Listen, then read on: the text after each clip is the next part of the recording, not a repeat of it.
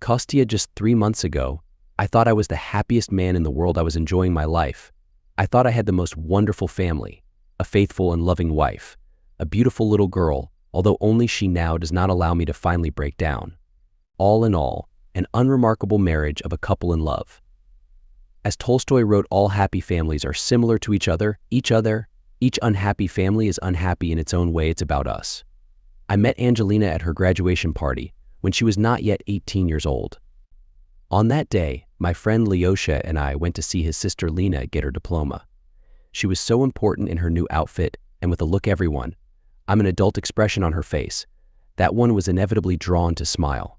So the three of us went first to the official part. We clapped our hands a little at the presentation of diplomas, and then the action flowed into the festive part, where we watched a sort of mini club of the funny and inventive, or, as they called it then, a parade of variety miniatures. It was here that I noticed a girl from Lena's class. She was thin, which I always liked in girls, well-proportioned, with well-defined facial features and lush, wavy hair and a fancy hairdo, wearing a lilac short dress. Simply put, she was beautiful and immediately appealing to the eye. That she was clever was indicated by the gold medal for special achievements in education, given to her along with her high school diploma, and a gold-colored graduation ribbon with the inscription Medalist of the Year. I should say that immediately I liked her very much. I myself was then a fourth-year student at our university, specializing in computer science and computer technology, 22 years old. My name is Konstantin, shortly Kostya. Oh, how I courted her flowers, gifts, surprises. To have enough money, in the evenings I worked at a vegetable warehouse as a loader, though I already had a part-time job as a lab technician at the university. But anyway, by winter Angelina, at that time a first-year student at the Institute of Finance, and I became man and wife. How happy I was.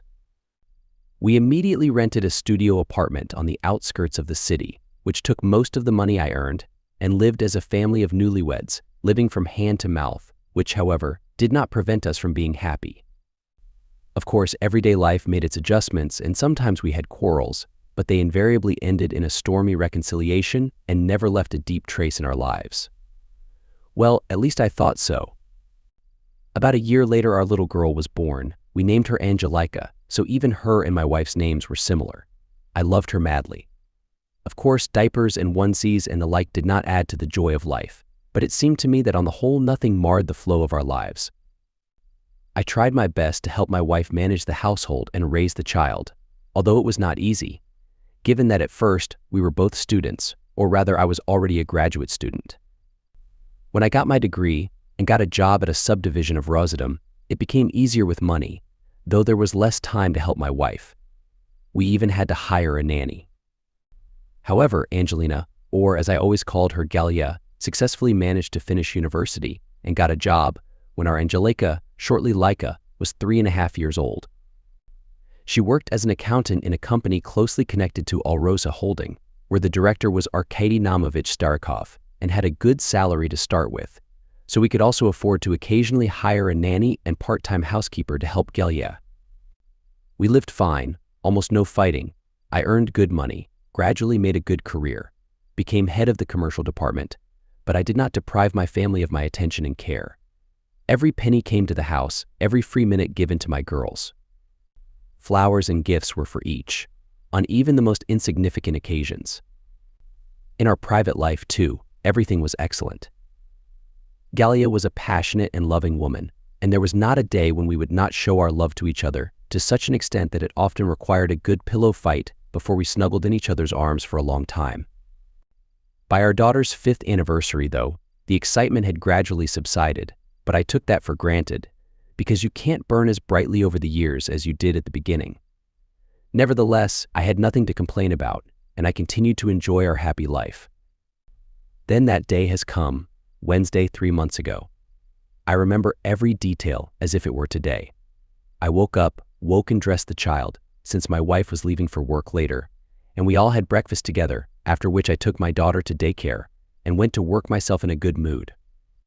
In the last few days, Gelia's health had been a little off. She sometimes felt nauseous and had some strange mood swings, but, on the whole, she assured me that she was fine and that it was because of the workload.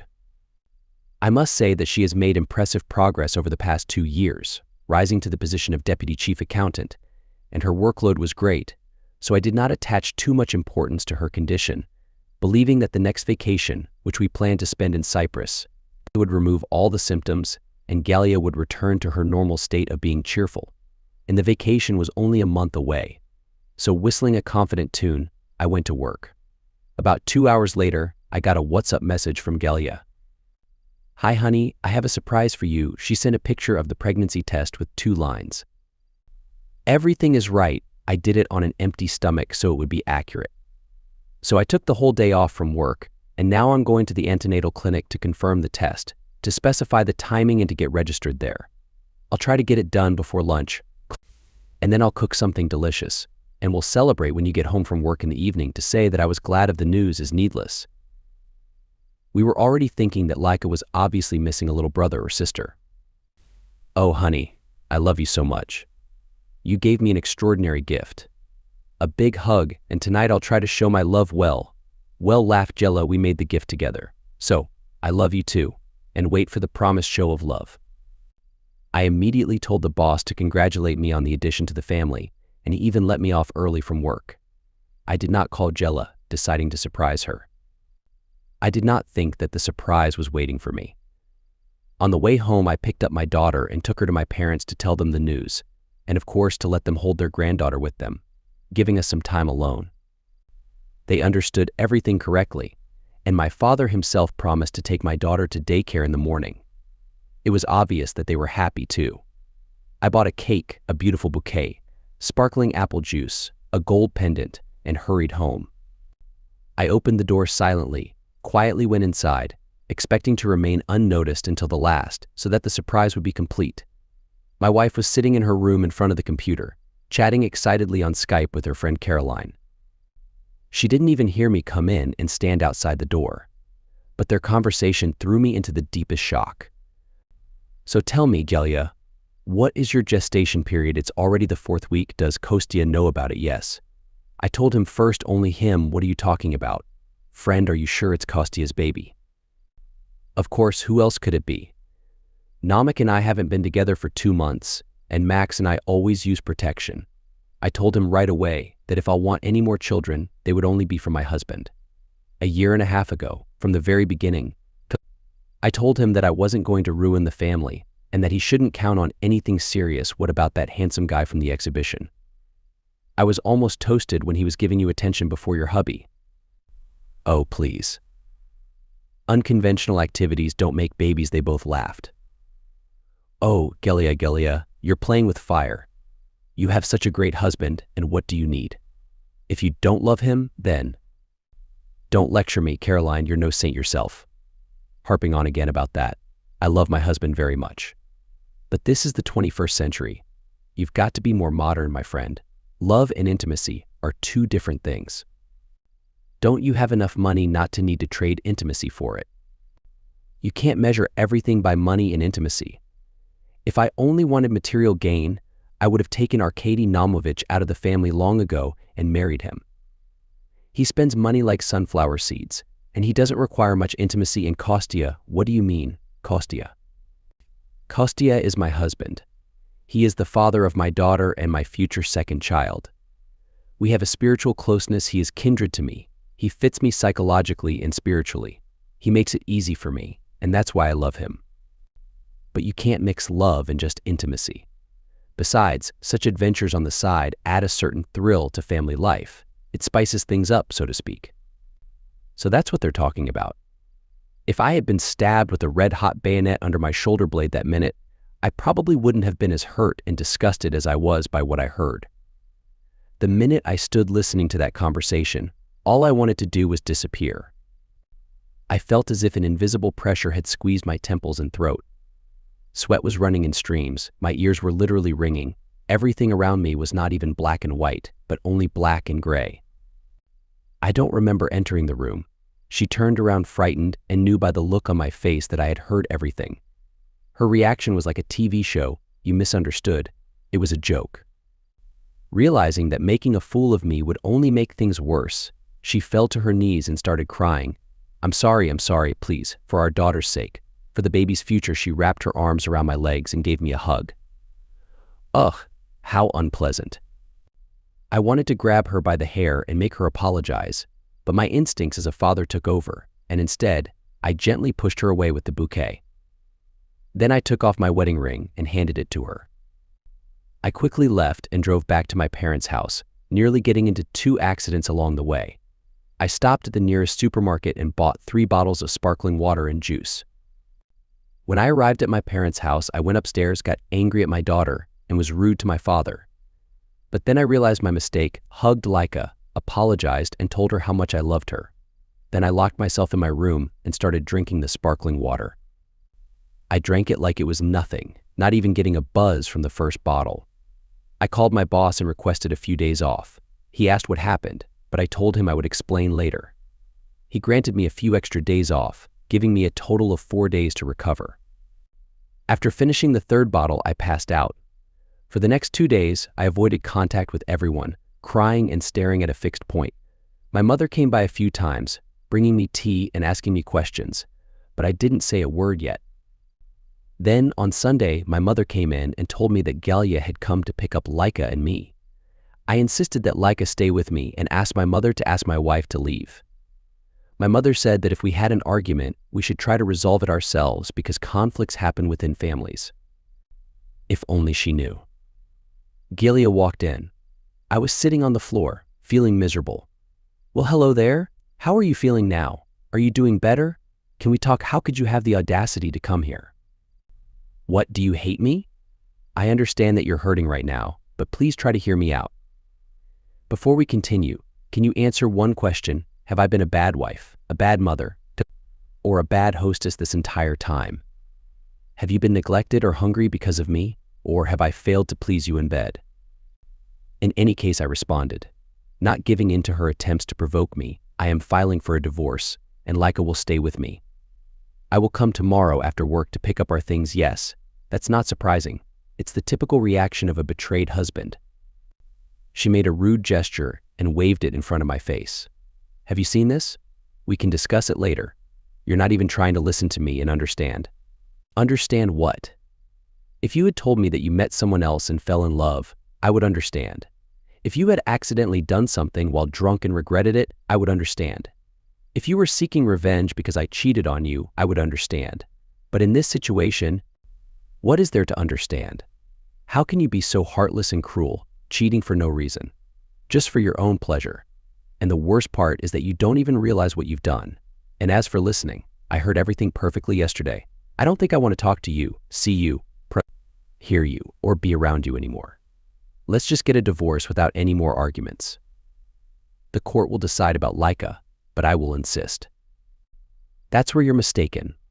I won't give you a divorce. It's out of the question, and we won't be divorced for 2 years and 2 months. Just so you know, Kostya, I'm pregnant with your child. Mine? I'm starting to have doubts now. That's fine. You can tell everyone if you want. I can't imagine how you'll feel when we do the DNA test after the baby is born. I will even insist on it myself. It doesn't change anything anyway. Even if we don't get divorced now, I won't live under the same roof as you. You will. You'll do it willingly. Let me tell you more. You'll clean yourself up now, and the 3 of us, meaning you, me, and Laika, will go home. 1 hour should be enough. I hope. How can you be so sure that 1 hour will be enough? And if it isn't, tomorrow everyone at your workplace will know that you left your pregnant wife. They will turn their backs on you, and you know how your boss feels about that. You'll lose your job and your career will be ruined, and my friend will make sure you won't find any opportunities anywhere. They won't even hire you as a security guard. Oh, your friend Arkady. Do you know about him too? Yes, that's him. He's a serious guy. By the way, I saw him yesterday. He understood everything, and we decided to remain just good friends. But I can count on him whenever I need to.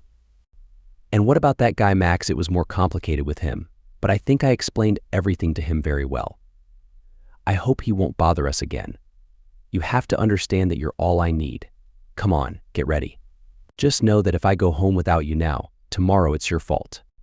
I'll turn everyone against you, and what if everyone finds out the truth?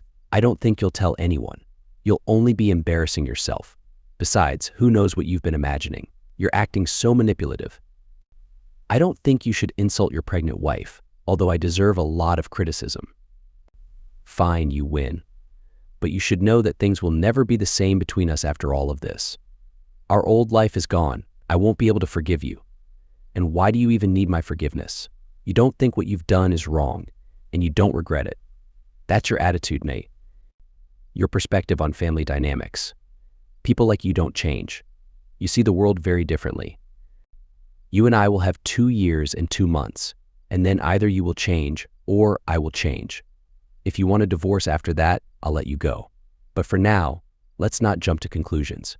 Come on, I'm waiting. We'll discuss everything at home, remember. There's no us anymore. I have nothing to talk to you about. I'm only concerned about our baby now, and Laika. Now please leave and wait downstairs while I freshen up and change. Reluctantly, like a submissive and weak individual, I went home with her. Everything in the house now feels foreign to me. The food tastes sour and the water feels off. I moved into the living room and tried to avoid any interaction with my wife. For the past 3 months, I have forgotten how to smile. I've lost my appetite and my ability to sleep, as well as my interest in life.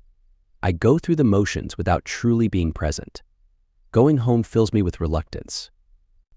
While Gelia is pregnant, I try my best not to argue with her or cause her stress. However, I don't speak affectionate words to her like I used to. In fact, the only conversations I have with her revolve around her pregnancy. I provide for the family financially, but the happiness has vanished. A lot has happened since then. On April 5th, Gelia experienced a health scare and started having pains in her lower abdomen, presumably due to stress. Instead of waiting for an ambulance, I carried her to the car and drove her to a private reproductive medicine center, rather than our local hospital. We have a highly specialized center with an inpatient department, and there are only a few of them in the whole country. Doctors diagnosed her with an issue, but thanks to our timely arrival, they were able to prevent it. While Gelia was receiving treatment, I had a conversation with the head doctor, asking if their clinic could perform a paternity test before the baby was born. I understand that many people may judge me, but I still love my wife, and I can't help it.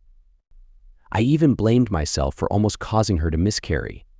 However, if the test confirmed that I was the father of the baby, it would offer some solace. The doctor informed me that such a service is available, but they outsource it to another facility, so the results would take anywhere from 2 weeks to a month. Naturally, it came with a significant cost, depleting most of my bonuses and part of my personal savings. On the same day, a genetic sample was taken, and Gelia stayed at the clinic for another week. I brought her home after a week and received the results. 10 days later, the test confirmed my paternity of the unborn child with a 99.99% accuracy. Both at the clinic and at home, Gelia cried and pleaded with me not to leave her, expressing how sorry she was for hurting me and declaring that I was the best. She asked for one more chance, claiming that she loved only me.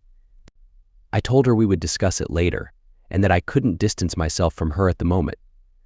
So, we decided to keep the family together, but I didn't want to leave it at that. The next day, I ran into Arkady Namiksh. He was just leaving his house. "Hi, I'm Kostya, Angelina's husband." Do you remember? Her fear was evident in the old man's eyes, and he stammered, "Listen, young man, let me explain." But I didn't listen. I held up the paper with the DNA results in front of him and said, "Take note of this. My wife is pregnant with my child. She is my wife, my family, my life, and I won't allow anyone to ruin it. So I'm warning you, if you come anywhere near my wife, try to contact her, send her any messages, or speak ill of her anywhere, I'll find countless ways to make your life difficult." I spoke assertively, making my points clear without any aggression or raised voice. In response, he started talking nonsense. "Boy, I understand completely. It's not what you think." I myself have mumbled something else, but I didn't listen. It was obvious that it wasn't in his best interest to talk about his affair. So, I turned and walked away. I wanted to learn more about this tough guy, Max. I wouldn't back down with him, maybe even confront him physically. But he disappeared without a trace. It seemed like he found out that I knew everything, so he decided to lay low. But I'll still confront him someday. It would have been nice to meet and talk to the guy at the exhibition, but he probably didn't know she was married, although I still don't like him. Lastly, I needed to have a peaceful conversation with my beloved. Not to stress her out, not to berate her for her actions, not even to punish her morally, just to understand. Our relationship was slowly improving, even intimacy was returning, but a serious conversation couldn't be avoided. Listen, I'm not going to leave you. I've already forgiven you, or at least I've let her think so. Despite everything, I love you very much, and that's the truth. I can't help it. But let's talk without raising our voices, without tears or self-deprecation. No promises or acts of remorse. Just explain me what was lacking in our relationship. Maybe I wasn't giving you enough attention or something was missing in our intimacy, and you sought it elsewhere. If it's my fault, don't be afraid to tell me. I just want to understand how it's possible to love and respect someone, say I love you and still cheat. I tried to have a dialogue with my wife in a polite, respectful, and constructive manner, without pressure or judgment. Well, here are the answers you know. You're so familiar to me, dear loved, almost a part of me. I love you more than anything in the world. But I wanted some excitement, something different. I wasn't looking for a substitute for you, and I didn't intend to humiliate you in any way. On the contrary, I felt guilt and remorse every time I cheated on you, and it only made my love for you stronger. Every time I cheated, I wanted to make it up to you, both in bed and in our everyday life. Perhaps it was my way of preventing our relationship from becoming dull and monotonous, of course. It's hard for me to understand such things, very hard.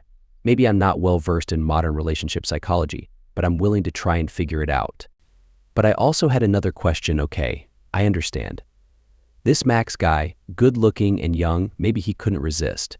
But what attracted you to Namek? He's older, bald, with a belly and gray mustache. If I were a girl, I wouldn't even sit at the same table with him. Was it about money? But I made enough. We haven't lacked anything for a long time, Kostya. You're my love. Money has nothing to do with it. It was more about his charm, his sweet gestures, his smooth words. And why do we men always assume that if a young and beautiful woman is interested in an older man, it must be solely because of money? That's our misguided belief. I saw how scared she was when I told her that I had met him, but I reassured her by saying that I simply asked him to stay away from my family, or else I would make his life miserable. That's how the conversation went. Many people now think I'm a fool for forgiving and forgetting. They think I'm letting my guard down and that more surprises will come my way. But no, I haven't forgotten a thing. This is just a temporary truce. A frozen conflict, so to speak. She's expecting our baby, so now all my attention and care go to her. Then, we'll see what happens. Angelina, I promised Kostya that I would describe everything that happened from my perspective. But I don't even know where to begin. Right now, I'm disgusted with myself for what I did.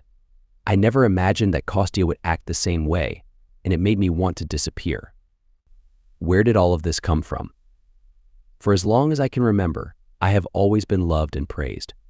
Who's so beautiful and who has such lovely hair, and whose cheeks have those cute dimples? I've been hearing these compliments since I was a child. I was the youngest child in my family. My mother didn't want to ruin her figure, but eventually gave in to my father's pleas, and that's how I came into this world. I was always spoiled. I became curious about my own body at an early age, probably after myself and the boys in kindergarten showed each other body, and I discovered that girls are different from boys down there. However, I didn't think much of it at the time. But in high school, as we shared information with the girls, including what we found on the internet, I became more interested in understanding my body and why I had a certain part that boys didn't. I was used to receiving attention and considered it normal. I grew up, without false modesty, genuinely beautiful, and there were always admirers. Even in second grade, Vova Seleznev, who would always pull my hair, push me playfully, or spit chewed paper through a straw at me, slipped a note onto my desk one day. Unfortunately, our homeroom teacher, Violetta Leonidovna, caught it and read it aloud for everyone to hear. I like you so much that I tease you. The whole class laughed, including me. Somewhere deep down, I even enjoyed it. And oh, how jealous the other girls were, despite Violetta pointing out Vova's complete lack of grammar skills. I began maturing early. By the age of 11, I already had armpit and pubic hair, and my body started to develop. But even that felt normal to me.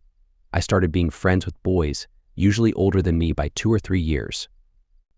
At that age, their curiosity about intimate things was starting to awaken. Naturally, they didn't have any experience, but the desire to touch and explore was already there. One of them and I, influenced by what we read online, started experimenting. He would touch me. I didn't know much about it, but I enjoyed the attention and the thrill. Around 7th grade, I started getting my period. I was scared at first, thinking it was because of the experimenting I did with the boys. But my mother, who noticed my stained underwear, explained to me the beginning of female physiology and what to do during menstruation. She also told me it was a sign of growing up. I was eager to become an adult, although I didn't completely understand what it meant. One day, Vidya, my best friend Carolina's brother, explained to me that becoming an adult meant losing it and then I would be able to get intimate. By that time, thanks to the internet, I already knew what intimacy entailed and that it was pleasurable for women. But I was still unsure about the specifics. Vidya, who was 4 years older than me and Carolina, came home drunk one evening and suggested that I grow up and become a woman. I wanted to grow up, but I didn't fully understand what becoming a woman meant. Vidya took me to the sauna, where he started making love to me. It made me feel proud that I became an adult, surpassing all the girls in my class, including Carolina. I still remember the jealousy in her eyes as she watched us. Afterwards, until the end of the summer at the cottage, the three of us engaged in intimate activities almost every day, always using protection that Vidya happily provided. By the end, I started enjoying the feeling of him making love to me. Maybe not as pleasurable as with an adult, but still pleasant. Either it was due to time or Vidya learning something new. Now, you might be wondering how I know what it's like with an adult. A couple of years ago, I accidentally walked in on my parents during their intimacy. The bedroom door was unintentionally left ajar, and I saw them having a good time together.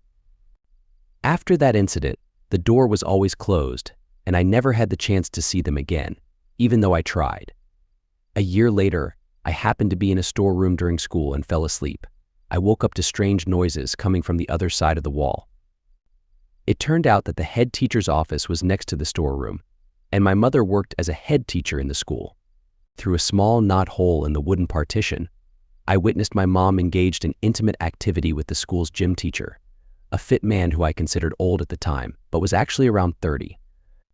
The gym teacher made love to my mother. That's when it hit me. "Fool," I screamed. "Did he release inside you? What if you conceive?" My mom looked guiltily at me and mumbled, "Don't worry, if that happens, we'll get married no way. I don't need him, and I'm too young to be a mother. Next time, only with a protection." Vidya, thrilled at the prospect of future encounters, readily agreed.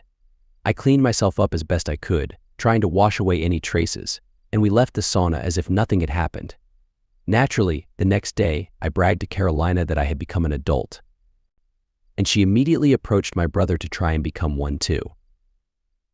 It didn't take much convincing, and that same evening, all three of us gathered in the sauna. Vidya made love to Carolina for the first time. Throughout the summer, the three of us engaged in these activities almost daily, always using protection.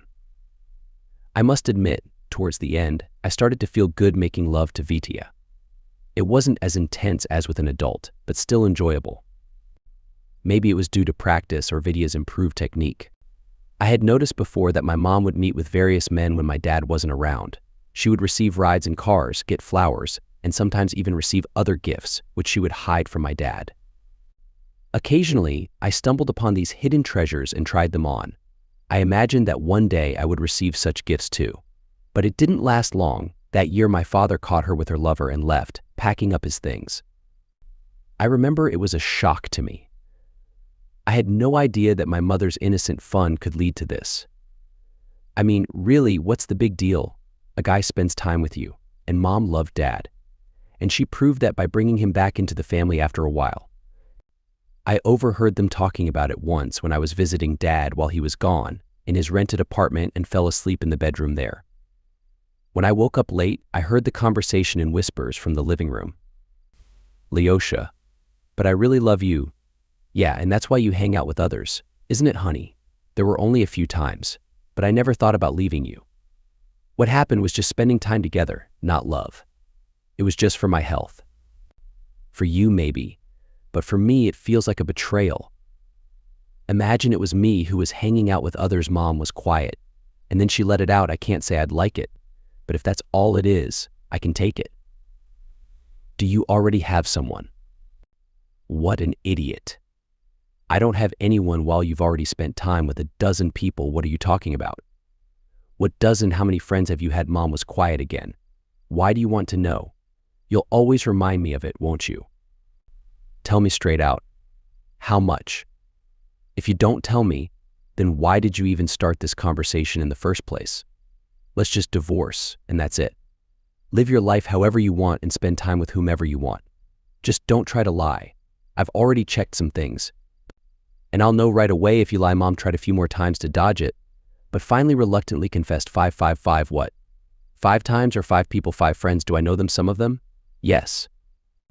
How long ago did you start? Well, remember when we went to your village for your sister's wedding? 4 years ago. So. Well, you got drunk, and I got a little drunk too. That's when the groom's witness helped me get you into bed, and he started getting close to me. And I already wanted it so much. I wanted to be with you, but you. So he helped. He did, huh? Ninka was getting close to me too, but I didn't go with her. What? That girl. She bothered you. If I had known, I would have confronted her. And she is calling herself my friend. Well, why do you think you're better than her? You had real fun with the witness. So? He's single, but you're not single. Did you enjoy it very much? Did he have more? I don't really remember. I just wanted it so badly that I felt a tingle in my lower belly, and I was afraid something might happen bad. So I let it happen. But you're better than him. He just did it, spent some time with me, and then finished. I didn't even have enough time to enjoy myself, so I had to finish myself. What? He finished in you? How could you let him do that? What if it's a baby? Honey, what baby? Have you forgotten that I'm on birth control? And anyway, I'm only having children with you. It's my principle, otherwise it's not a family. She has a principle. Ha ha. I wish you weren't spending time with others. Daddy raised his voice, but then they realized I was right behind the wall and shut up. I didn't hear anything else, but I firmly remembered that I could only have children with my husband. A couple of weeks later, Dad came back to the family. I didn't really know what he and Mom had agreed on, but I understood that as an indulgence, Dad was allowed to spend time with others occasionally. I don't know if Mom had the same permission, but it seemed to me that sometimes she did allow herself to go out. But that's inaccurate. My life, on the other hand, was booming. All 4 years of high school and freshman year, until Kostya and I got married, I used my body for intimacy, making sure that I was always protected if anything more than just hugging happened. Gradually, I realized what my body needed in order to get maximum pleasure, and I learned to guide the people I had a connection with so that they would provide it. And I got so caught up in the experience that, even when I started living with Kostya, I always lacked something. No, he was gentle, always gave me gifts, made sure that I felt good, including in bed. And I felt better with him, perhaps, than with anyone else before him. But my desire for variety, and I had tried different people by then, and they all felt and gave me happiness in different ways, kept me going. When I was in my second year, we had a baby girl, a big one, 3.5 kilos. My husband offered to name her Angelica. She was like an angel, blue eyes and smile, such a tender smile, despite the lack of teeth. Fortunately, I had enough milk to feed her, so we avoided all these problems with allergies, as say my friends. Unfortunately, that had some effect on my body, although my husband assured me that he liked the slight deform. Almost immediately after childbirth, I began to work on my body, and despite the lack of time, since I continued to study without having a degree, still found a way to occasionally go to a fitness center, thanks to my husband's salary, which by that time allowed it. So my body quickly got into shape, although I remained somewhat rounded, not as toned as it had been before the pregnancy. But my husband said he liked it, and I preferred to believe him. After graduating from university, I immediately got a job as an accountant at the Sibir Transport Company, after which it was finally possible to call our financial situation stable, and we were even able to hire an assistant to take care of our daughter. Even there, I continued to go to the fitness club, but now close to work. It's convenient. You take your gym bag with your uniform to work, and they give you towels at the club. That's where I met the trainer Max, who reminded me of an Italian slightly curly hair, a firm, straight nose, and very fast speech and gestures. Well, he looked like Marcello Mastroianni in his youth. They called him Marcello in the club, and they laughed at that, but I never understood why. By this time, the abstinence I had maintained, all activities with my husband alone, was already very stressful. So Max's friendly interactions with me were received rather favorably.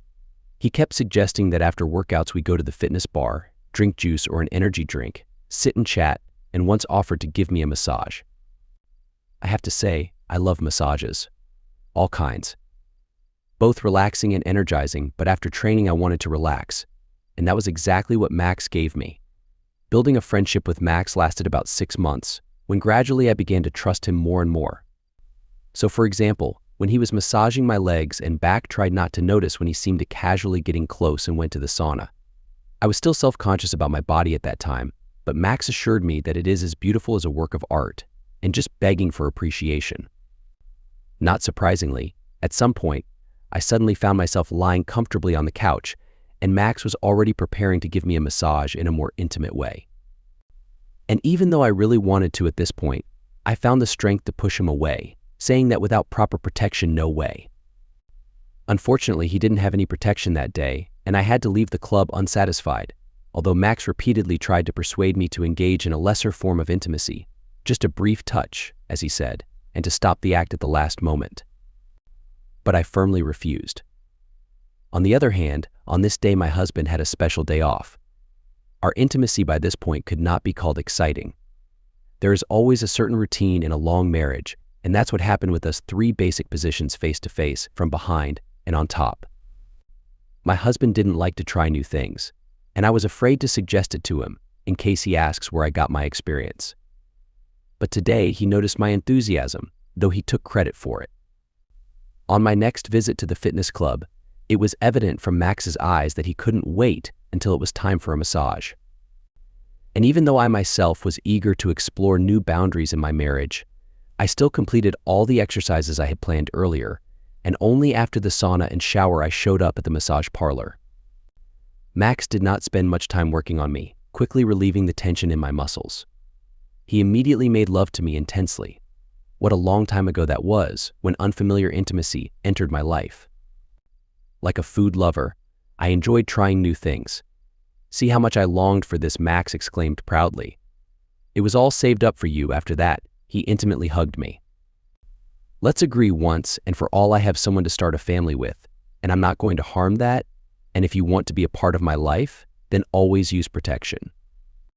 Your husband won't find out, even if you conceive. He'll think it's his, and it's much nicer to be intimate without protection. Don't you understand? If it's not your husband's children, what's the point of having a family? Being intimate outside of the relationship is all right. It can be pleasurable, but children are serious. And don't you care if your child, your blood here, grows up somewhere else? What's the big deal? Max waved his hand, but still, he put on another protection, and then we engaged in intimacy again. I didn't understand what he was saying in my excitement, but then his words came to my consciousness, and I was quickly brought back to reality. Your spouse probably can't satisfy you like I can. He looks like he doesn't have the same level of satisfaction. So, seize the moment.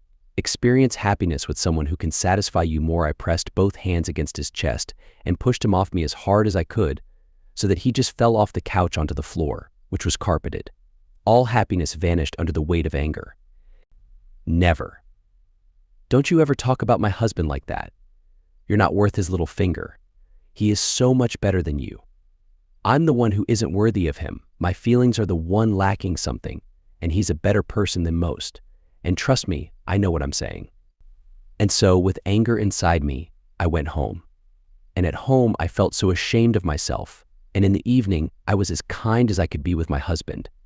And we had a wonderful intimate experience, so comfortable and peaceful. Again, my husband didn't understand anything, but he was happy about the closeness. I didn't go to the gym for the next week, but then that longing feeling in my body came back, and my imagination brought up memories of how great it had felt on the couch. Finally, I made up my mind. When I got to the club, the first thing that caught my eye was Max's beaming face. "You came after all. That doesn't mean anything," yet I took my time to forgive him. After practice, I was in the massage parlor again, but before I let Max touch me, I talked to him about a set of rules that he had to follow if he wanted to continue our connection. First, always use protection. Second, never disrespect my husband. And third, no one here or anywhere else should know about our relationship. If I find out anything has been shared, I'll end our connection. Max promised to follow the rules, and we had a wonderful intimate experience, which reminded me of my youth, when I explored new experiences with men without any worries about consequences. As time went on, my husband and I were doing great, but suddenly I found out that Arkady Naumovich Starikov, the director of the parent company, had his eye on me. When he visited us, he always gave me compliments and brought gifts, even when they weren't expected. Once he invited me to have dinner with him in a restaurant, saying that he wanted to discuss something with me, and he made everything easy yet respectful. He was a man in his 50s, with a gray mustache and a bald spot in the front, but it didn't make him any less appealing. And even his slight stomach did not make him seem out of shape. On the contrary, he had a certain strength, like a boar, I'd say. At dinner, he mentioned that his marriage had been strained for a while, and that he felt his wife didn't see him as fully masculine, to which I complimented him on still exuding masculinity. As time passed, his advances became more persistent, and once he gave me a piece of jewelry, saying that a beautiful neck like mine should have some adornment. I was immediately reminded of the gifts my mother had received. This time he asked me to help him, that is, to show, contrary to what his wife had said, that he was still a capable man. I immediately understood what he was trying to insinuate, but I didn't see anything threatening in it. He even gave me a gift to show his appreciation. And that evening, after my work, we went to an apartment belonging to one of his friends who was away on a long trip and gave him the keys so he could check on the apartment and water the plants. That's where it turned out that Namek, as I began to call him, didn't have any protection with him. He almost cried, realizing that being intimate was being postponed. So I found myself with a second special someone, with whom I met about once every 2 weeks during lunchtime. As it turned out, the director of the parent company had an office in our company building, and there was a lounge with a sofa in it. That's where we would meet. I must say that Namek was quick, and our intimacy did not take much time, no more than 15 or 20 minutes, after which I could consider myself free. All these encounters with my lovers brought up conflicted feelings in me, and during these times I was especially kind to my husband. Our intimacy life even improved. You could say it blossomed. Namek periodically gave me gifts for my birthday, on special holidays, and sometimes just as a surprise. Gradually, I accumulated a lovely collection of jewelry, made of silver and gold: a bracelet, 2 chains, a ring, and earrings with semi-precious stones. About a year ago, I had the chance to take part in the Alrosa Diamond Exhibition, to which Carolina, my husband, and I had been invited. Namek, who felt that I was getting a little tired of our connection, tried his best to keep it alive, so he invited us as a couple and promised me a delightful spread of food.